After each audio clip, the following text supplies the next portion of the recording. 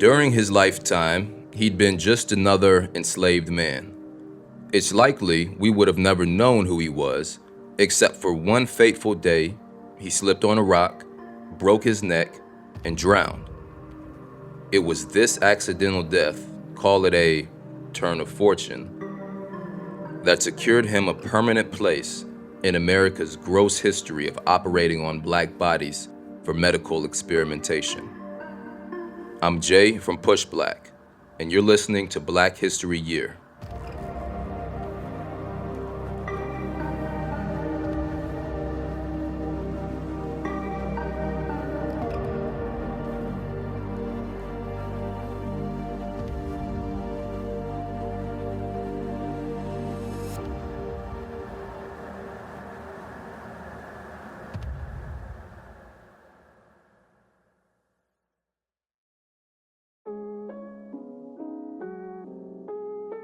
Fortune was purchased with his wife and 3 children by a bone doctor in Waterbury, Connecticut in the 1780s.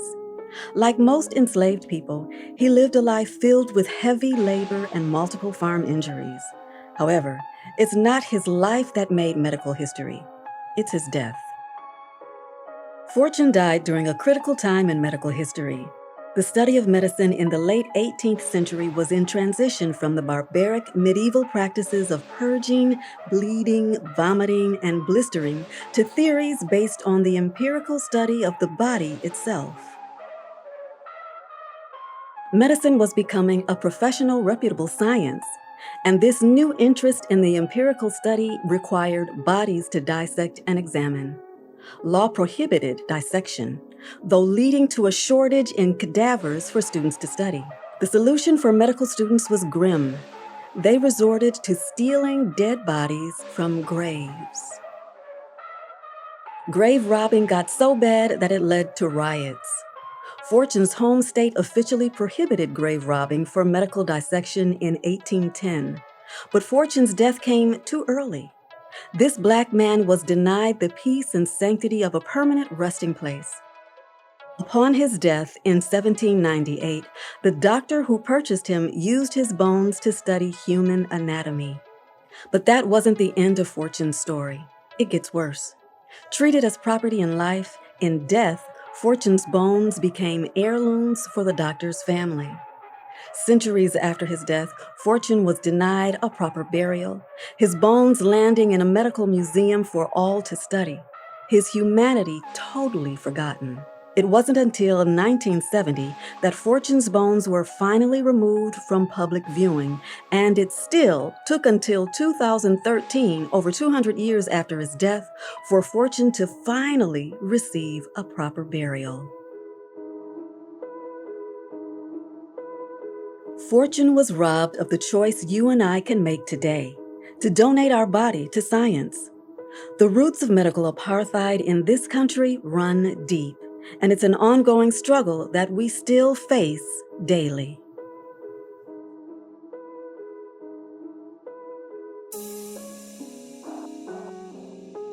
In the age of COVID-19, we've witnessed the continuance of this struggle as our people perish at disproportionate rates. This is not by coincidence. It is by design. To illuminate this design even further, we have medical ethicist and award-winning writer Harriet Washington joining us today. She's the author of Medical Apartheid, A Terrible Thing to Waste, and Carte Blanche, The Erosion of Informed Consent in Medical Research. No one else is doing work quite like this, and it's way past time we have this much-needed conversation on medical racism.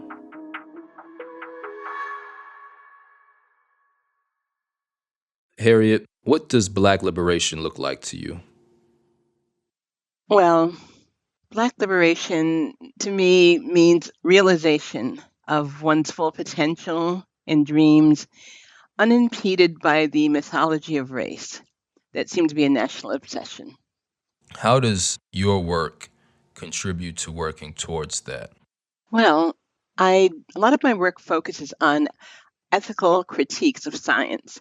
And there have been many mythologies promulgated by science that have stood between African American, people of African descent, and the realization of their potential and dreams.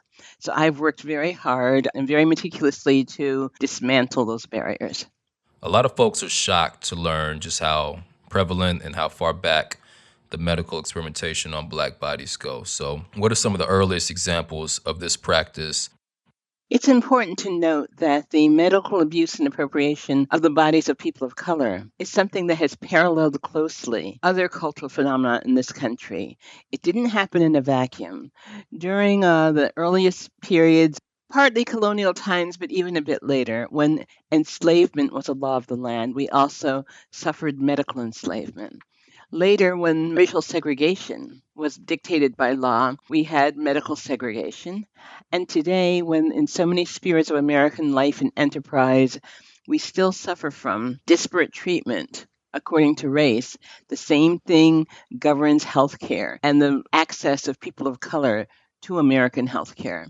So, from the earliest days of the Republic, the advent of the African Americans to this country in 1619, until the hospital movement began to standardize medical education and treatment and began to locate medical treatment in clinics and hospitals and other loci.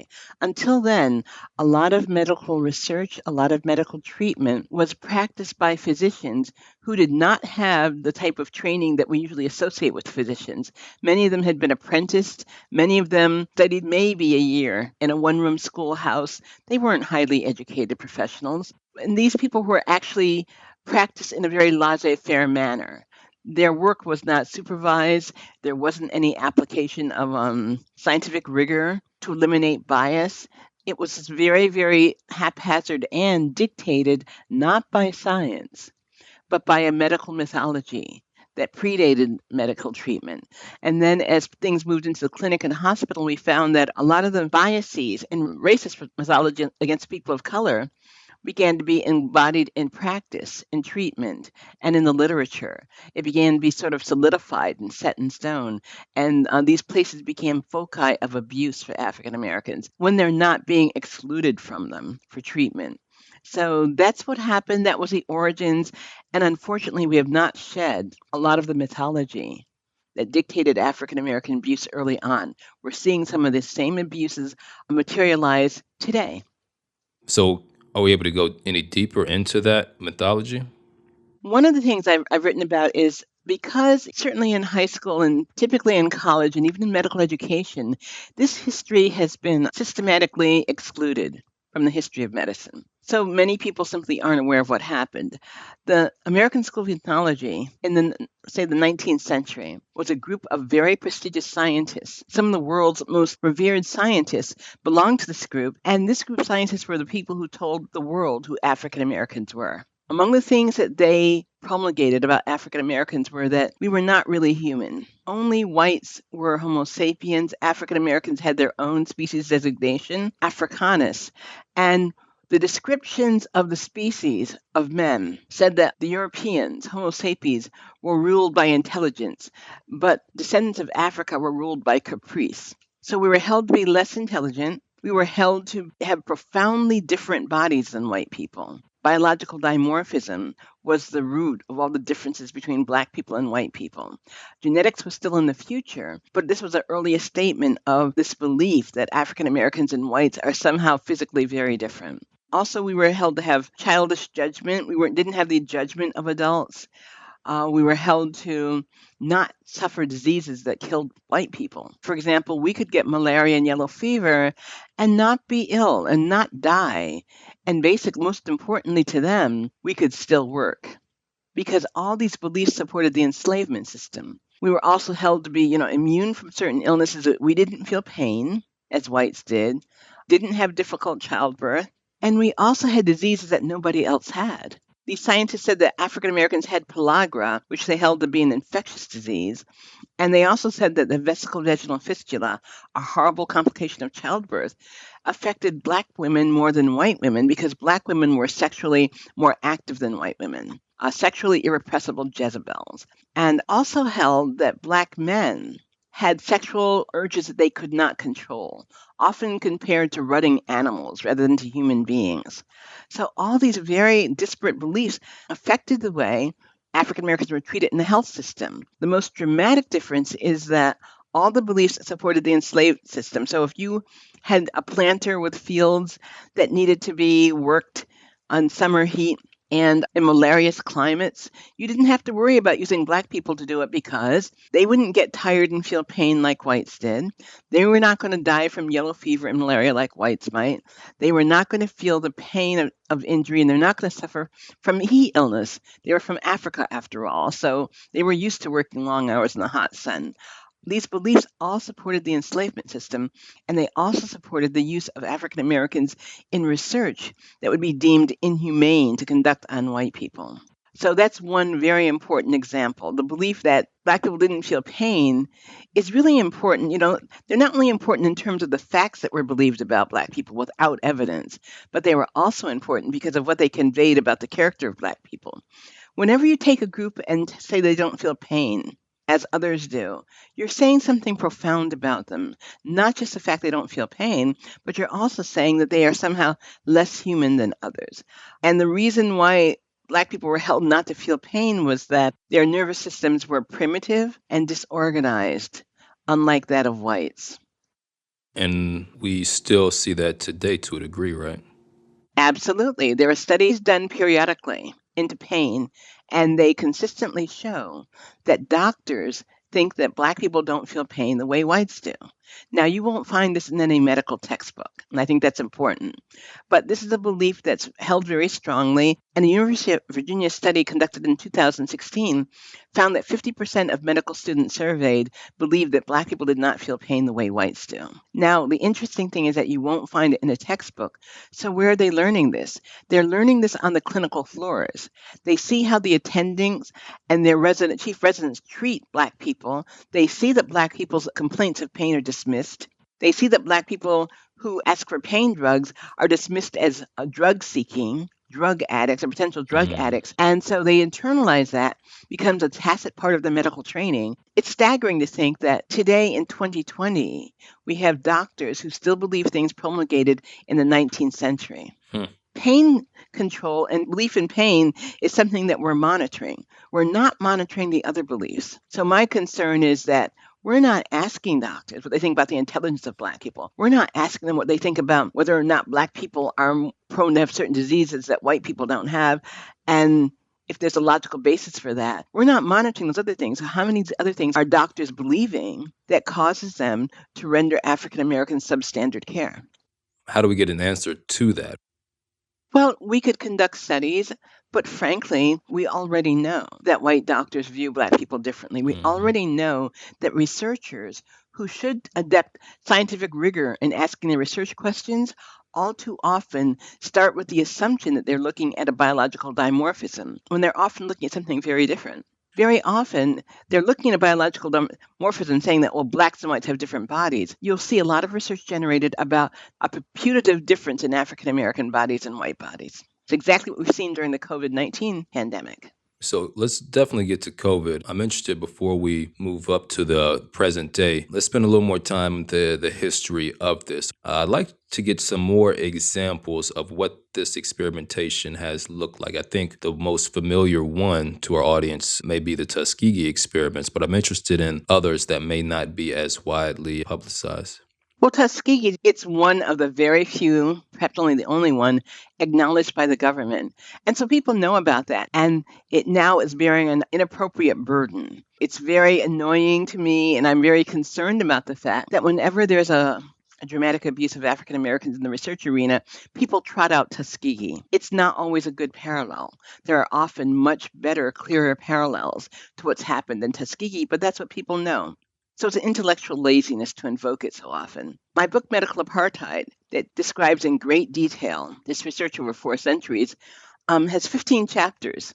Each of them addresses a different arena in American medicine. Only one of them deals with Tuskegee. There's no area of American medicine and medical research where African Americans have not been abused. So everything from reproductive and eugenic initiatives, curtailing reproduction, surgery, research with children, research with prisoners, radiation research. There's no arena that you can mention where you haven't had African Americans abused for the good of the medical research system, not for their own therapeutic welfare. People often ask me which are the worst, and then you can't say that. They're also horrible in their own ways. But I do want to point out that genetic research has suffered. It's not just that it's abusive, which is bad enough. It's been profoundly abusive, caused a lot of harm, but it's also promulgated a very erroneous scientific mentality in this country. Even scientists are often confused by the relationship between genetics and race. Race is not a biological reality. Race is a product of racism. And Dorothy Roberts' book, Fatal Invention, lays that out very clearly. I highly recommend that book. So the beliefs of the 19th century scientists I mentioned earlier, okay, these were racist beliefs. They weren't supported by any evidence. They were just mythology that had been inculcated for a long time. Same thing happened with genetics. There's an assumption, a lot of assumptions, but one of the assumptions has been that African Americans are genetically very different from whites.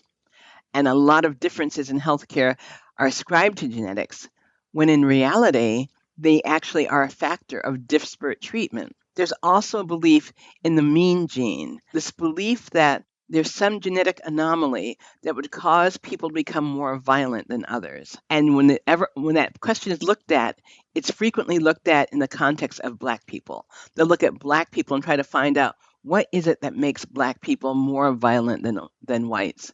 Among the scientific problems to that question is that nobody's demonstrated that.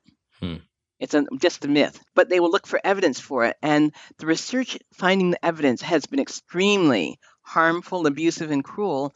And it's also served to stigmatize Black people, and in particular Black men, as vectors of violence. I spoke at this conference in Lübeck, Germany, and I talked about the fact that in Baltimore, in the late 1960s and early 1970s, they selected 15,000 boys, most of whom had been orphaned and were in institutions, 15,000 African American boys, and they were looking at their genetics, their karyotype, looking at their chromosomes to try to find out if they had a chromosomal anomaly that would predispose them to violence. Now, that frankly, they went in, I think, with the assumption they were going to find this. So they chose these 15,000 boys, all of whom were in institutions, so their parents were not able to withhold consent from them. They also said that as a control group, they had only 500 white boys. These 500 white boys were not in institutions. They were children of privilege in a private school for the most part. They're comparing these two apples and oranges with an eye to saying we're going to find this genetic anomaly in African American boys. Well, it turned out they didn't find it. Not only the pain and the stigmatization of all these boys, but also a lot of huge investment of money by the government, but they came up with nothing. They didn't stop, though. That was in early 1970s, all the way up until at least the late 1990s. Money was poured by the federal government into looking for a genetic anomaly in Black boys and Black men that would explain their supposed higher propensity of violence. Right here in New York City, they selected Black boys in Washington Heights and some in Brooklyn. And they took these Black boys and they were trying to prove that they had a genetic propensity to violence. And in so doing so, they did horrible things. For example, in order to get their mother's permission, they visited their mothers and told the mothers, "We know that your other son is in a juvenile facility," which was true. They'd gone to the trouble of targeting young boys who had an older brother in a juvenile. And if you cooperate with the experiment, things might go better with your older son. That's not only coercion and unethical, that was against the law, but they did it. And then they also offered these boys who were as young as 6, they were very young boys, and by law, they also had to get the boys to say, okay. And they did so by offering them Toys R Us certificates. 6-year-old boys. 6-year-old boys. They then took the boys off all their medication. These are boys who were on medication for things like asthma. And they took them off their medication in order to test the drug they were going to give them in isolation. Okay, they did all this. And then in the end, the same thing happened. They found no evidence of what they had been looking for, a mean gene, something that would show that Black boys predisposed to violence. this kind of thing that's being done consistently. It's not consigned to the past. And yet there's very little publicity, and even worse, these things don't make it into the canon of the history of medicine. It's been very difficult for me to understand and accept, but the reality is, if you look at the history of medicine, the experiences of African Americans have been very carefully edited out of it. It's been curated. So people think they're reading about what happened in medicine, but they're only reading about the things that the curators want them to see. One of the difficulties here is that we think of scientists and we think of doctors, and there's often an understandable assumption that they are going to be objective and that they're going to be guided by the facts. I mean, that's part of the definition of being a scientist, right? Right. Being open to falsifiability and being guided by the facts. But science is practiced by human beings. And human beings sometimes allow their biases and their opinions to warp their perception and warp the research they do and warp their understanding. So the fact that somebody is a scientist doesn't mean that person's objective. It doesn't mean that what that person says is truthful. That's a good place to pause. More in a minute.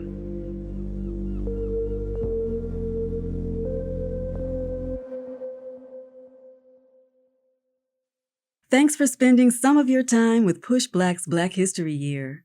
There's more to PushBlack than Black History Year. We're deeply engaged in campaigns for criminal justice reform, voting rights, and a whole bunch of media that's designed to lift up the community. PushBlack exists because we saw we had to take this into our own hands. You make PushBlack happen with your contributions at blackhistoryyear.com. Most people do $5 or $10 a month, but everything makes a difference. Thanks for supporting the work. So how has this shaped the sentiments of the Black community towards the medical industry? That's the wrong question. I'm asked that question really frequently. I understand why. But unfortunately, the focus on African American sensibility, what African Americans think, how are African Americans likely to engage in research because of this? Are African Americans likely to help develop the COVID vaccine, or are they going to be, reticent? That's the wrong question. It's not just African American reluctance to participate. The real problem is the untrustworthiness of our healthcare system. That's what people should be interrogating. If you have a trustworthy healthcare system, people will be eager to participate in it. You don't have to be a scientist to know when something is in your own good. What people are recognizing is what's being asked of them is typically not for their own good, and they're quite logically refusing to participate. Now, don't get me wrong. I think that's unfortunate because, there are times like with the COVID-19 vaccine where we need it. We can't afford to be unvaccinated. We can't afford to be people who are unprotected by the vaccine, not just for reasons of our health, which should be enough, right? We want to stay alive. But then there's also the danger of forming some sort of biological underclass. When you have a group of people who don't have what they're calling immunology passports, then you're going to be subjected to a lot of social and political harm. It's going to be very bad to be someone who is unvaccinated, unprotected against COVID-19, not just for your health sake, which should be enough, but also because of your stature in society. It's going to be affected. But my stance is don't blame the victim. A lot of this complaints about African Americans not participating is basically a blame the victim scenario. You're blaming them for doing something that was not their creation. They didn't create the unfair healthcare system. So how does the system work to increase their trustworthiness? And this is the hard part. What most people, I'm not talking about you, but most people today come to me every day asking this question. What they want to hear is a quick fix solution. That's what they want. But that's not the answer. This happened over the course of 4 centuries. We're not going to fix it in a few months, but we can fix it relatively rapidly by interrogating the system. For example, looking at the real causes of vulnerability. Early on, when we were told that African Americans had a higher rate of infection, higher rate of disease, all the scientists were saying, wow, we're shocked to find this. Who could have thought? And I'm thinking, why wouldn't you think this? This is what we see consistently. This is what happened with HIV disease. This is what happened with hepatitis C. This is what happened with Zika. People of color are going to be more profoundly affected, not because their bodies are different, but because they're treated differently. They don't have access to healthcare. When they do interact with the healthcare system, They're less likely to have their symptoms and complaints believed.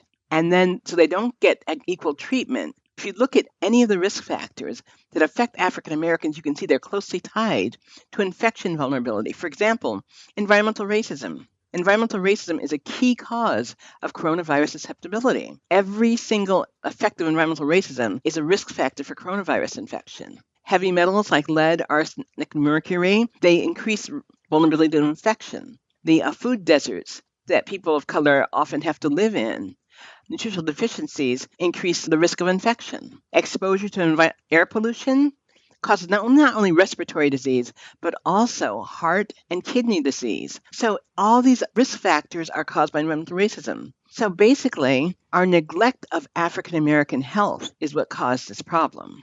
And remedying that neglect is going to decrease our vulnerability. What is the experience of Black doctors in all this? In 2008, I and a group of my co-authors wrote an article for JAMA that detailed just a few of the incidents in the medical establishment's mistreatment of Black physicians. It was published in July 2008, and a week later, the AMA issued an apology to the nation's Black physicians. That's good.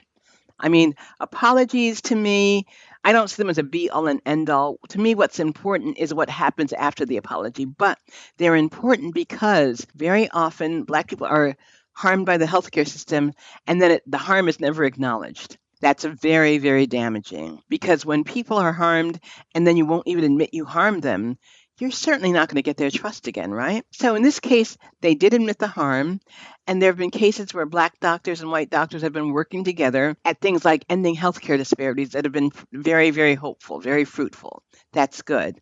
But in the past, white doctors were very, very active in keeping Black doctors out of the profession, and then once Black doctors forced their way into the profession, in limiting what they could do. The very earliest Black doctors were apprentices to white doctors, like other doctors were back then. But then when they began entering medical schools, there was a lot of backlash against them. They were frequently castigated as abortionists and suppliers of drugs. Of course they were not, but that's how they were characterized. And they often had to defend themselves against that. The earliest doctors who didn't have degrees, in this country, the earliest white doctors didn't have MDs, neither did Black doctors. It wasn't always a requirement. Training was very different. And the earliest one, Black doctors who had no degrees and were sometimes, in fact, often enslaved, they found that they were caring for whites and for Blacks.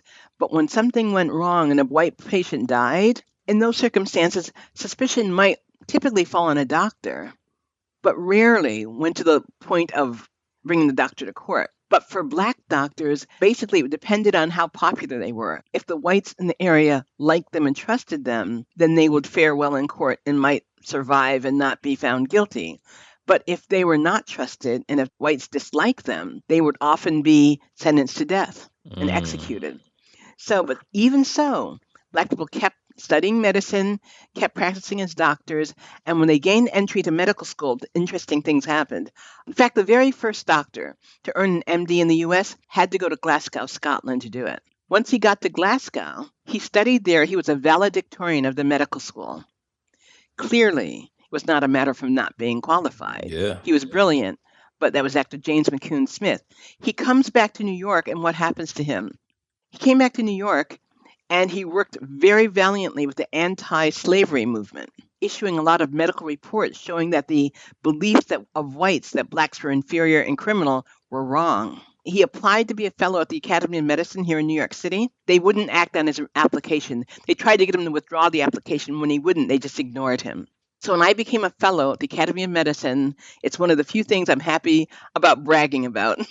When I became a fellow in 2016, my first act was to insist they admit him posthumously, which they did. Wow. It's a kind of barrier that Black doctors were up against their whole careers. And then in the 1950s, doctors began complaining that they were not allowed to join the AMA. because you had to first join one of their constituent societies, a lower society, and then join the AMA. But the Southern societies would not let Black doctors in. The AMA said, sorry, we can't do anything about that. We wash our hands. They're independent organizations. We can't stop them from barring you. And the Black doctors reacted just like everybody else in the civil rights movement. They began protesting AMA conventions as a racist organization. They began suing the AMA, suing hospitals that wouldn't let them into practice. And eventually they won. They gained entree into all the AMA chapters. They gained entree into public hospitals. So by their own hard work, they won. And one of the things I like to point out to is I'm thrilled that African American physicians have been increasing in number. That's wonderful. But I'm not happy if you look at there's a gender divide there. Almost all the advances have been made by women. The peak year for African American men graduating from medical school was in the 1980s. They still are very poorly represented. Again, it's a cultural issue as well, because African American male physicians were always condemned very harshly. It wasn't factual, purely racial. They were condemned, again, as I said before, as abortionists and drug dealers. African American men in medical school for a long time were not allowed to learn gynecology with white women. They had to be apprenticed out to a Black doctor and deal with Black women. They would not allow the Black doctors in training to touch white gynecology patients. The absence of Black men from American medical training is not only unfair to them. When people complain about the dearth of African Americans in science and medicine, I always want to point out it's not only unfair and unethical, it's also stupid, because we can't afford to throw away genius. And we are losing a lot of intellectual power by barring Black people from these disciplines. In your opinion, what is it looking like for Black folks in terms of this pandemic and what we can expect as far as how we are treated within the system? Well, I don't have a crystal ball, but I can say that one of the things I worry about is the effect that the pandemic has had on informed consent. Most people assume that in this country, informed consent, which is telling a potential subject, everything about the research study you propose in terms of, what you plan to do, how you plan to do it, what all their options are, including doing nothing, what the known effects include, what the suspected effects might be, not just medical effects, but lifestyle effects. Will you be unable to drive? Will you lose your appetite? All the things that someone would need to know to make an intelligent determination whether they want to participate or not. All these things have been required by law for a long time, and people assume that that's going to happen every time. But what happened is that in 1996, laws were passed that dispense with informed consent. In certain studies in this country, no one has to tell you that you're in research. So I'm concerned about that, because under COVID, one of the things that drives this is a sense of medical urgency or military urgency. And so now we have a clear-cut medical urgency. So what's been happening is that you've had hospital institutions that have decided to not ask people permission, for example, DNRs. So they will fail to resuscitate someone who would normally be resuscitated, and they won't ask your permission to sign a DNR or not. No, they're just going to do it to you. Some places, including Newark, have decided not to give CPR to people with COVID-19. So a lot of the things that people would normally have a chance to say yes or no to, they no longer have. And they're invoking the emergent situation of COVID-19 to justify it. Typically, when these protocols are breached, people don't go back. It's called function creep. You might start out with a few exceptions in a very unusual situation, but next thing you know, it's something that's being done routinely. That's my big concern, informed consent. My other concern is that the medical mythologies that have been driving a lot of the disparate treatment of African Americans are just not being challenged as they should. We have people just routinely make statements about quote unquote lower intelligence of Black people, or a higher propensity for violence in Black people, and they're going unchallenged, or their statements about genetics being the cause of certain diseases when they're not. They're not being challenged, so we need to have a much more rigor. I know you said that we need to do a better job challenging. I would like to get clear on who you mean is we. Is that more challenging coming from our communities, or is that in the medical profession more folks challenging, or just all around? There needs to be more challenging of folks who actually want to see the facts get out. Everyone needs to do this. Yeah. So for the common everyday person who wants to challenge these myths, is there even a way? I know social media is a big way people get to voice that now, but is there a hotline? They write letters to the CDC. How does it work if the community wanted to effectively challenge? There are a few things I can think of, none ideal, but I think that they're all worth pursuing. Depending on what you're talking about, what issue you're talking about, I think people need to remember that your elected representatives work for you. If something is important to you and it's something that in any wise can be mediated by law, let them know about it. Once in a while, this works. The other thing I think it's really important to remember is that social media is good, but let's face it, social media has its limits because very often you end up with different sides kind of screaming at each other and you wonder how much real impact it's going to make at the end of the day. Direct political action is better. And the other thing that I think lay people don't think about much, if you read newspapers and magazines, you often see op-eds. And the op-eds are written often by scholars or thinkers in an area, but there's no law saying you have to be a scholar to write an op-ed. All you have to do is be someone who's knowledgeable about a topic. They're topics that, in my opinion, I worked as a social worker a long time ago. And in my opinion, they're topics that people on the ground know a lot better than the social workers and the lawmakers because they live it. It's their lived reality. So I think it's a good idea for them to consider writing op-eds. If you're not good at writing, there are actual organizations out there will help you do a good job of doing it. If you have an opinion and you have information to back it up, it's worth a try because op-eds, sometimes you'll be lucky and change people's minds, but it's equally valuable to change the conversation. Got it. Thank you. Well, hopefully there's folks out there who can take those steps. We need all the folks from our community who can help out with this to help out. I know we can't alone put an end to it, but as you said, everyone needs to challenge it in order to push towards a different place. One of the things I always try to impress upon medical students when I talk to them is that it's important to realize that one person can make a difference. It can be costly to be the person to speak up, and you're often not going to be encouraged in that. But history is filled with situations where one person has spoken up and ended an outrage. So I hope that anyone listening to me will be inspired by that. Absolutely. All right, Harriet Washington, thank you for your time. Thanks, Jay. Bye-bye.